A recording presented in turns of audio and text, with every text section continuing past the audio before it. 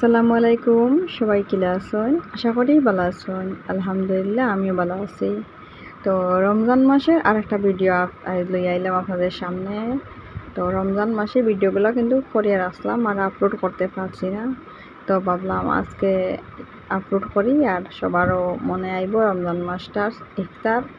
তো রমজান মাসের কিছু ইফতারের ভিডিও আপনাদের সাথে আজকে শেয়ার করি।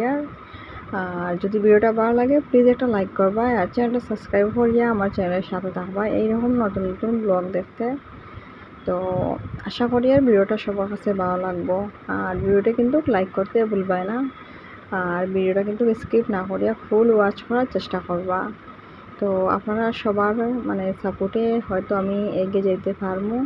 তো প্লিজ প্লিজ সবাই রিকোয়েস্ট করে হইয়ার যে আমার একটু সাপোর্ট করার লাগিয়া প্লিজ আপনারা আমার ভিডিওগুলো দেখবা, আমার ভিডিওটার লাইক দিবা।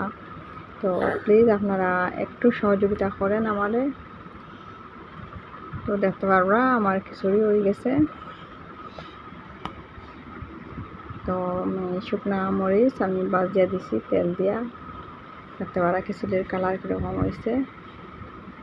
আর এদিকে পাকোড়া বানাইয়ার আলু দিয়া পাকোড়া, বেগুন দিয়া পাকোড়া, বেসন দিয়া লাগাইয়া বানাইয়ার ইফতারের আগে অনেক কিছু ইচ্ছা করে খাওয়ার, কিন্তু ইফতারের পরে আর কোনো কিছু খাওয়ারও ইচ্ছা করে না। তো খাসা চানা একটা মেইন আছে, আমরা সব রোজা তো আমরা খাসা চানা খাইছি, কারণ খাসা চানা এগুলো আমরা খুব বেশি ভালো লাগে। আর সব রোজা মাস পুরা মাসটাও আমরা খাসা চানা খাইছি, মিস করছি না। তো ফাইনালি দেখতে পারা আমরা ইফতার পুরা রেডি হয়ে গেছে। তো দেখতে পারা কিতা কিতা আছে, খিচুড়ি, জিলাপি, সামোসা, তরমুজ, পাকোড়া, এরপরে কলা, সবটা মিলাই আর কি। আমরা দুইজনের ইফতার, ছোটো মোটো পরিবারের একটা ইফতার। তো ভাবলাম আপনাদের সাথে তোরা শেয়ার করি, কারণ ভিডিওটা অনেক দিন আগের। আর আজকে ভাবলাম আপলোড করে দেই, এডিট করিয়া। আর একটা বাচ্চা সামলাইয়া সব কিছু করা যায় না, ভিডিও করা যায় না, আর তাড়াতাড়ি ভিডিও আপলোডে দেওয়া যায় না।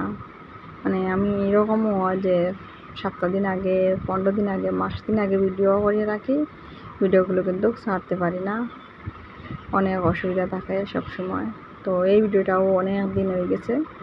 তো ভাবলাম আজকে ভিডিওটা এডিট করিয়া ছাড়ি, আর কি তা করবো, বাচ্চা লইয়া তো আর পারা যায় না সব সময় ভিডিও আপলোড করা, আর এডিটও করতে একটু সময় লাগে।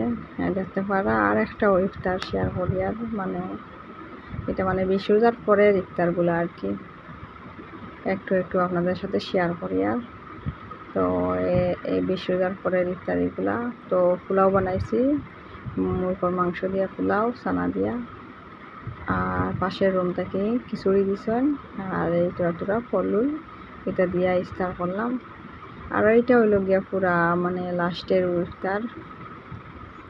তো আমরা দুইজন মানুষ, আপনারা বলতে পারেন যে 4টা প্লেট খানে, কারণ আমরা পাশের রুমের ভাই ভাবি তারা দুইজন আমরা লোকে ইফতার করছেন।